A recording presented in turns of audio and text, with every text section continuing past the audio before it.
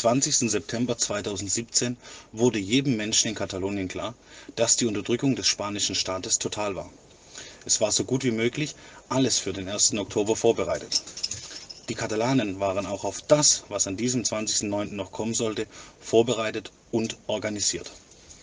Der spanische Unterdrückungsstaat begann, kleine Läden und Garagen zu durchsuchen. Ihr Ziel war nur eins, das unsere. Unsere Urnen, unsere Unterlagen, unsere Stimmzettel. Aber sie vergaßen, dass es unser war. Die Bilder gingen viral und es begannen Manifestationen, ohne von irgendjemand organisiert zu sein. Ganz von alleine wurden sie immer größer. Aus der Sicht eines Deutschen völlig unglaublich, absurd und unnötig. Em sento català. Und aus diesem Grund benutze ich auch das Wir. Eine anormale Demokratie versucht, unseren Traum vom Wählen zu zerstören. Nicht mit uns. Sie fingen an, unsere Leute festzunehmen. Polizisten besetzten Institutionen und öffentliche Gebäude. Nichts kann uns von unserem Ziel, der 1. Oktober, abhalten. Es bleiben 3 Dinge.